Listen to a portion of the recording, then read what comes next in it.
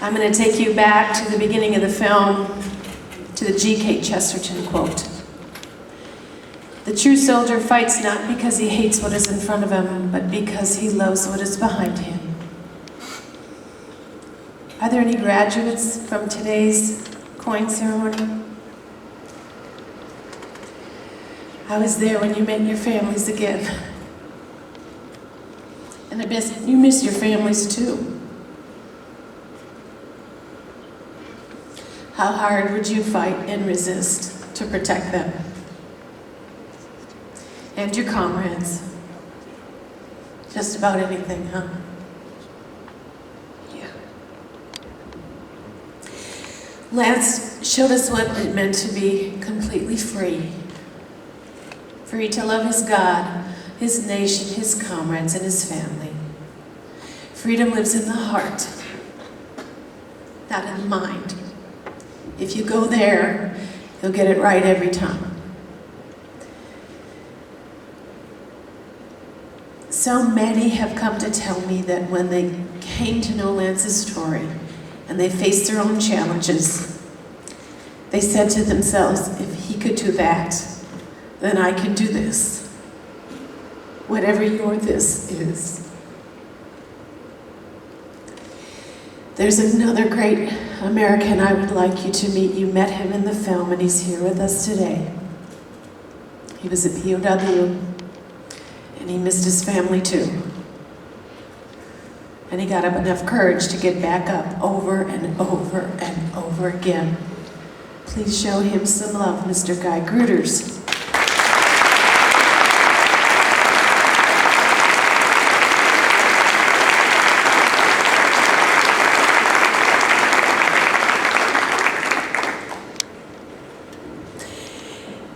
We'd like to open up questions or comments or thoughts, or some of you that may have come to know Lance's story earlier in your careers, if you'd share those with us. Questions for either Captain Gruters or myself. Anyone? It's hard to get up and ask that first question. This is courage too. It's public speaking. Yes, sir.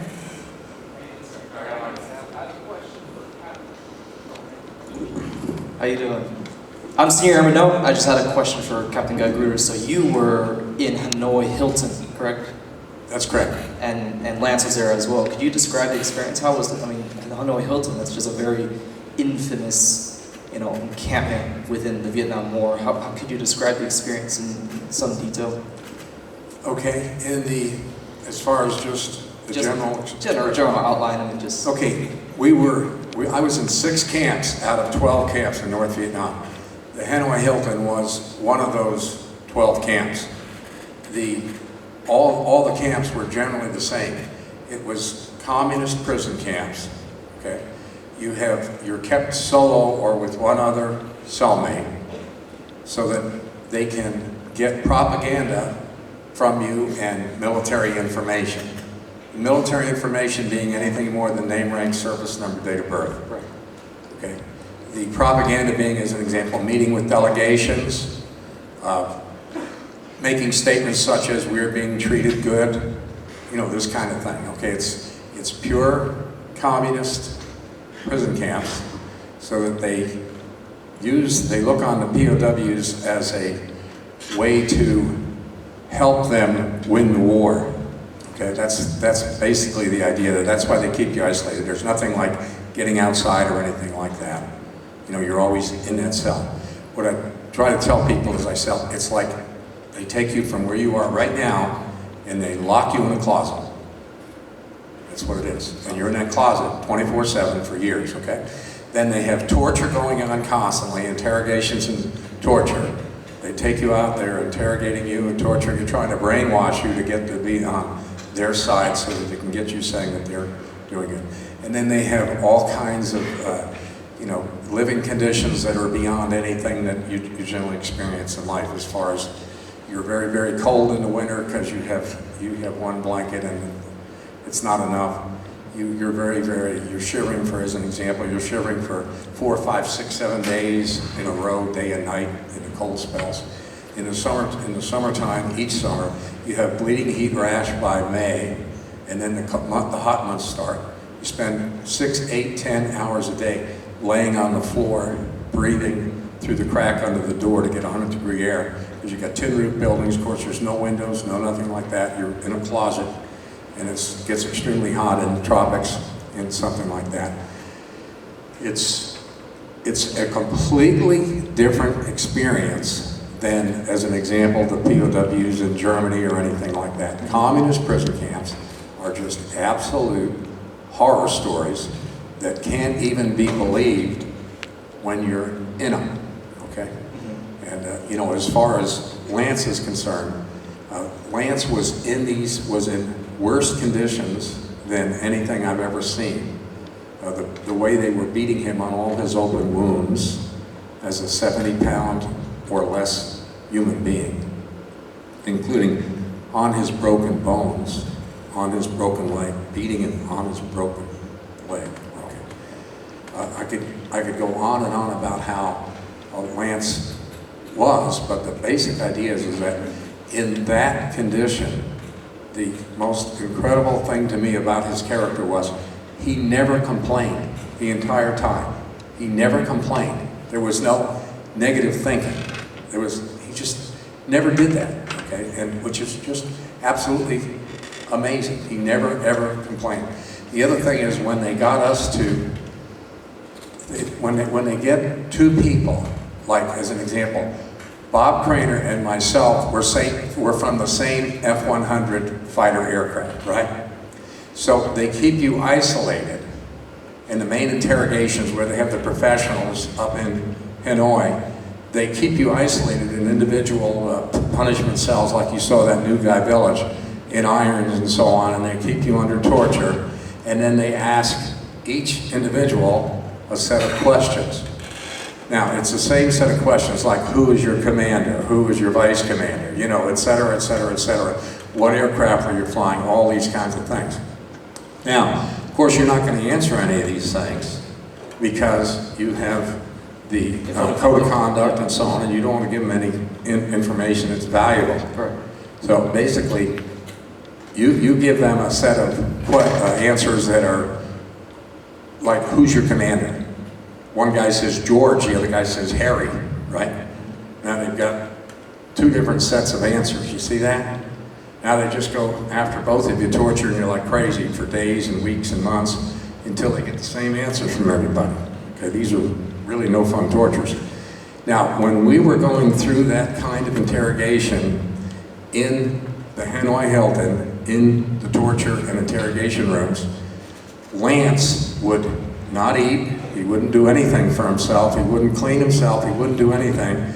He played completely helpless, so that they finally, after a couple of days, got us to go help him eat, because he was in bad shape. They knew he was going to die if he didn't eat. So they got us to go help him eat once a day at noon.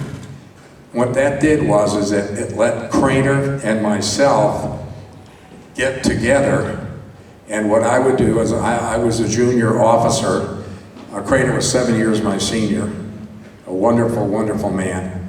And what he would do was he would hold out for a day, 2, 3 days on answering any questions. And of course I would. And then when he answered questions, pretending to talk to Lance, who set this whole thing up, and who would pretend to be talking to Bob Craner mostly, because he's the senior guy, they would get, there's guards there watching this thing. But they didn't speak English. So Lance would be asking all kinds of questions in a whisper to Bob Craner. And Bob Craner would be answering back to Lance in a whisper, but he'd be giving me the answers that he gave them. Right? He did that for over a week. And we got out of serious torture in, I'd say, somewhere between 7 and 10 days, where generally it could be months, right? All because of Lance. In the condition he's in, he came up with that scheme to foil their interrogations of Bob Craner and myself. Okay, so I mean, it's just the North Vietnamese prison camps. There were 3,500 pilots and air crews shot down and not rescued. 472 came back from North Vietnam. The North Vietnamese and the Russians and the North Vietnamese tortured to death or killed 6 out of 7. Okay, and the bravest story I know of all the stories of all the people taken, death, was this lady's brother. And by the way, this lady here worked for 15 years against all odds, to get that memorial redone and moved across town in Milwaukee, Wisconsin. She's the one that mobilized all those contractors and all kinds of other people over, not a month, over many, many, many years to get that done. And then, at the same time, she's working with myself and everybody else and paying the expenses for us to help her tell the story that you saw today. She worked on that for 12 years. Okay? This is what you got to realize is that the love behind all of you here is from your families, and they love you more than you can ever imagine. Jeanine didn't go around telling Lance all the time, I love you, I love you, I love you, I love you. Right. Yeah. But the kind of love that she has for her brother is just beyond belief. Okay? Does that give you an idea? It's quite a lengthy, yeah, you certainly did answer my question, for sure. I congratulate you, ma'am. I mean, the traction you've received with Lance Sijan, I mean, he's an incredible person, for sure. And sir, thank you for your service. Let me tell you one other thing about Guy, that there's another POW here too. Joe, would you stand up? Give him some love too. Same time as Guy. They don't talk about it a lot. They don't tell you exactly what happened. They don't want you to feel sorry for them. Let me explain to you one of the tortures that happened to them. It's called the rope torture. So they would take the POW's arms and they would pull them back to get the elbows tight together, and they would wrap that with rope. And then they would wrap the wrists with rope. And then they'd have them seated on the floor in a right angle, and they'd rope their ankles. Then they would take their arms and rotate them over their heads to pull them out of their shoulder sockets and tie their wrists to their ankles and hold them there while they beat and tortured and interrogated them. And for 2 hours, the blood circulation finally stopped, and they knew exactly when to release those ropes, and the blood would come rushing through, and it was extremely painful. Conditions were so horrible there. They were all suffering, of course, from malnutrition. One of the things that they did to occupy their time and entertain themselves was to entice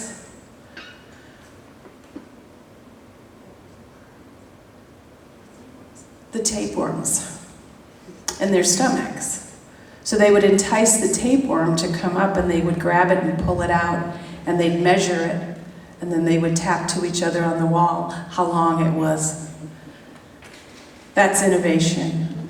That's ingenuity to try and did you understand how they communicated with each other? They tapped on the wall. So each letter had a significant tap. So they taught each other all kinds of things through tapping through the wall. They would communicate with each other what that interrogation answer would be that day. So they would make something up. It could be the starting lineup of the LA Rams, what Guy did was, one of his jobs was to take the receptacle that was in each cell that the men used to relieve themselves. It might have been in there for a week. It was very small, horrible conditions. But those had to be moved from cell block to cell block. So that was one of his jobs, is they would take one of the POWs to collect those. And so he put a little bit of information wrapped up in a protective cover and put it into one of those cans so that when he traded it out in the next cell block, he could tell them what the information was going to be that day. He went down in December of 1973, the war was over. They never knew from day to day if anybody was coming, if they were going to get home, if anybody thought of them. And you can imagine, I talk about this all the time, the chatter of the mind. Each one of you goes through different phases during your day, during your week, during your month. And sometimes you just feel like giving up. Sometimes it's so tough. And that same chatter happened to Guy, and it happened to Lance. And that chatter will tell you that nobody cares, you're not good enough, doesn't matter, quit. You can't do it. And it will try to convince you that you can. But if you live from the heart, that's where the Spirit is. That's where Guy tells you the Spirit overpowers that. And you'll get back up every time, every single time.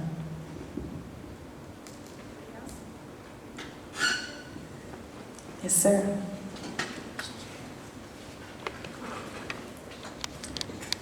Thank you for telling the story. I'm Lieutenant Colonel Jeff Simmons.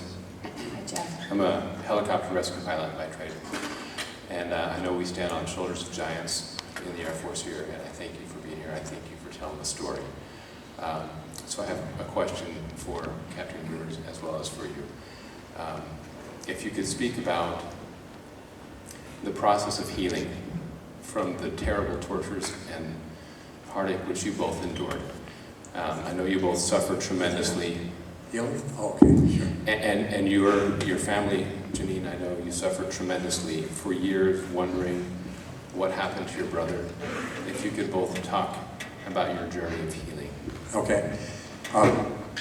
The fact that Lance Sijan was killed so viciously and cruelly, okay, and it was terribly vicious and cruel without any fairness or reason. Ridiculous, beating somebody to death in such a helpless state, okay? Plus the tortures that we had, plus all the people around us, the people that got really, really badly tortured. It resulted in great hatred to me, okay? And after 6 months, all I could do was hate. I couldn't sleep, and I didn't even know I was in serious trouble. But I really was in serious trouble, and I started getting suicidal thoughts, okay? Not my suicidal thoughts, somebody else's suicidal thoughts. And it was coming, and I said, why, what is going on here? What is this? And since then, I've seen all kinds of people in the papers say, I didn't want to kill my wife or husband, I didn't want to kill my kids, or I didn't want to kill this. God told me to kill him. Well, that's what I was getting, voices. Because of the hatred of the torturers, okay? So, because my wife and my mother and my aunt were praying so hard for me, and they were praying hard every day for me, I was given the grace to see my problem, which was vicious hatred. This is really bad hatred. I mean, I'm thinking of ways that I'm gonna torture them forever longer than I never, like they're trying to do to us, never let us die, and just get in pain and agony constantly, day and night, never ending. So this is really bad hatred. And I didn't even know it. Finally I realized, oh my gosh, this has got to be from hell, these voices. So I said, Lord, why is this? I'm trying to be good, a good soldier. I'm fighting for my family. I'm doing the best I can. And I realized, oh my gosh, it's hatred, which is the worst sin, So I said, okay, well, if I'm 24, I figure I'm strong enough to stop anything. Everything's me. I can do it. I'm strong. I can do it. And I said, okay, I'll stop hating if that's the problem. So I couldn't stop hating. It got worse. So I finally got on my knees and I asked God to help me. And it took 6 months to get to the point. After 3 months, I remember being happy that I could, in my mind, for the first time, I couldn't say it out loud yet, but I thought, when I first started this process, I remember thinking, Lord, you want me to forgive these people? That's impossible. It's impossible to forgive them, okay? But there was dead silence, so I said, holy mackerel, I gotta forgive them. So after 3 months of prayer, I remember I was so happy because I said in my mind, Lord, forgive them. I didn't mean it. It was a lie. I didn't mean forgive them. But I could never say those words until 3 months of prayer. So what that did was it told me the prayer was working. Somehow he's changing my heart. And 3 months later, 6 months, I'm saying, Lord, I understand they're your kids. I understand you love them just as much as you love me. I understand you want every one of these people that having all these tortures and everything, and I'm all for it. I want every one of them in heaven. I want you to forgive them. I want you to show them that they're, hurting us really bad and so on, but no matter what, Lord, you're in charge. I want all your kids to heaven with you. And I had the greatest peace and joy for the last 3.5 years in prison camp that I've ever had in my life, because I truly was praying for those people. So that's what got me out of it. Now, when I came back, it was the same kind of thing. I didn't want to get back in. It's sort of like you get out of combat, my dad was in World War II for 2.5 years in combat from North Africa, Italy, France and Germany and so on. And he said the same thing happened to him, is that when you get back, you don't want to talk about combat. You just get tired of talking about war to anybody, because nobody can understand what you're even talking about. It's so completely different. And I was in the same situation, and I didn't want to talk to anybody, but I figured I couldn't do that to Sandy. And my kid, Sandy's back there, by the way. She waited 6 years for me. She had 2 little children at that time. And then she had 5 more children since then. We've got 7 children now. We just adopted an 8th adult child. But at any rate, I didn't want to do that to Sandy and the kids, where I just withdrew from life. So I got a job as a salesman, which forced me to get back into the thing. But I'm just saying that to me, what's happening here is that people get upset or whatever, and they basically get upset with people, and they withdraw into themselves. I think that's what happened to me, and I think that's what happens. And the only way to get out of that, in my opinion, is to pray for help. Get it above yourself. And that hatred that I had, Lance never had at all. Okay?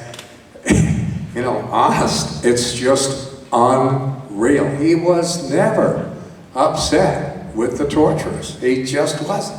He said, they're doing their job. Just that's beyond belief. I have just the opposite of what Guy had. So I was 13 years old when it started, and I was an optimistic teenager, and my world came crashing down around me, because we had a beautiful, cohesive family full of love and full of joy and full of fun. And so for the next 6 years, I had just decided that I was going to be ready for when he came home, and I didn't know what that would be, because again, he was missing in action. When we finally did understand what had happened to him, all kinds of things happened for me personally, and I was in my 20s. And I think what happens is we suffer from survivor's guilt. Why not me? I'm not good enough. I'm not worth it. And so I had to fight that survivor's guilt, which many of you are possibly going to face sometime in your life. You might lose a comrade, and it's going to be difficult to rally and get back up after that, because you'll think, why them and not me? Don't do that. Each of us has a value. Each of us has a purpose. Mark Twain said there are the 2 most important days in your life are the day you were born and the day you find out why. You're finding out now, today, why. And you'll continue to find out why. For me, I learned that kind of anger, if I was to hang on to anger and hatred that way, it would be like me swallowing poison and thinking you would choke. That hatred and that anger will choke you. Or you may choose to numb out. I'm going to numb out to the things that are too harsh or too challenging. But I believe that if you do that, you also take out the possibility of gifts and joy. I don't think you get to choose those extreme emotions on either side. I'm going to be childlike in my optimism, in feeling my challenges and my pain. I'm going to choose that because I want to choose the joy as well. Anybody else? Yes, sir. Yeah, Major Josh Quinn, work with Colonel Simmons. I just want to say thank you. Your family has meant so much to me. I was 3 years of my academy career, I lived in Sijan Hall. 2 years of my academy career, I was in the Sijan Squadron, CS-21. So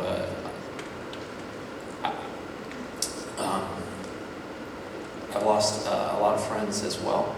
And people want to know that they remember me. So I just wanted to say thank you. Lance Peter Sijan will be here. Generations of tens of thousands of Academy cadets know his name. Hundreds of thousands, if not millions, of airmen know his name. So I just want to say thank you so much to both of you. And like you said, Captain, I want to be a friend with Lance Peter Sijan as well. So just thank you so much. Thank you.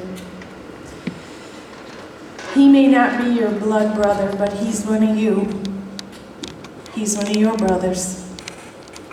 That's your heritage. If he can inspire you by the same words, if he could do that, then I can do this. I want you to relate to the kind of person he was, not just what he did, but who he was. I want you to remember that that's really the you, that's the core of you. Who are you? And you're supposed to figure out why you're here. It's not always just about what you did. So I want you to walk away, if you have a new star to set your sight on, a new Polaris, because this story has touched you, I will say you've chosen well. If you connect with something personally about it, it will resonate within you. You may not remember the date and time of today, but I hope you remember the energetic exchange we had, and something that tipped you to something in your life, or it may come in the future.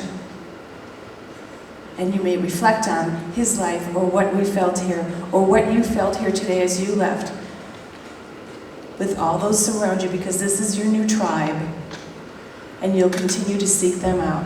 Because a lot of times that 99% is not understanding what you're doing. And I want to be an advocate for you too. Every time I come here, and every time I learn what you're doing, and every time I see your face, and I look in your eyes, and then sometimes a joyful moment when I can see families united, I recall that too. I remember how important it is.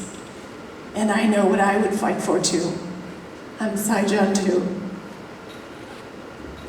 Okay, I think we have time for 2 more questions. I have a question. Have you been back to Hanoi, to the Hilton, since that time? I have no idea, but because we have a bunch of kids and grandkids, I don't have the money to go back to Hanoi. I have nothing against them. In the Pew Research poll now, okay, Vietnam, Pew is, PEW is the international polling organization. It's got great respect. It's supposed to be really straight. They polled 120 countries, and they asked them, what do you want, capitalism or socialism? And the U.S. only hits 70% capitalism, I think, because other people don't understand what socialism is. But anyway, Vietnam hits 95% capitalism, 5% socialism, because they've experienced socialism.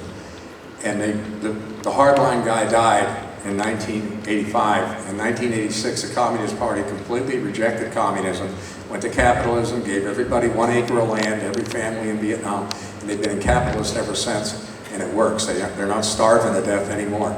So I'm just saying that the Vietnamese people are all for the United States of America. All my friends that have gone there, and one of my friends is a very wealthy man. He goes over there for 2 months every year to set up construction projects of churches and schools and so on throughout little towns in Vietnam.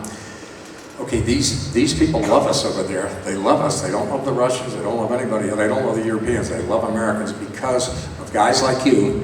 We had 500, 600,000 soldiers over there, and I was with the 173rd Airborne Brigade for 7 months walking through little villages and towns, and everywhere we went, we had thousands of people by our 4,500-man brigade lining up ways, and they'd always be saying the same thing. Hey, Joe, chocolate, Joe, chocolate, okay? Here's our combat soldiers with their 100-pound packs carried in the tropics, okay? Stripping their sea rations out of their packs, every single one they had. They generally carried, a few, 3, 4, 5 at least when they're on marches like this. They'd throw every stinking thing they had out to those crowds. Those people had been fighting in war for 20 years, before we ever got over there in '64, okay? So these, you had all kinds of refugee people really in trouble. Our guys would give them everything that they had. Okay, the reporters covering the war were back in the hotels in Saigon, all right? They never knew anything going on. Our soldiers won the hearts of Vietnam. 500,000 guys doing that every day, giving everything they possibly could. Those people, those young people in Vietnam that our soldiers helped when they were so down, are now all the adults of Vietnam. So believe me, we won Vietnam.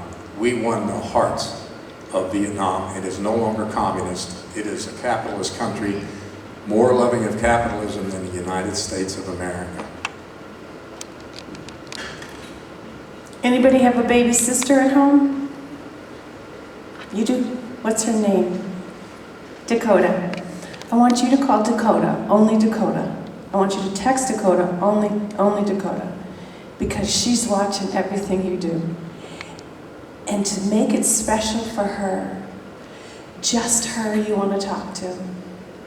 She might go on to be a tremendous advocate and contributor for you and our nation. One little call, one little text. On behalf of Sijan's past, present, and future, I thank you all so much.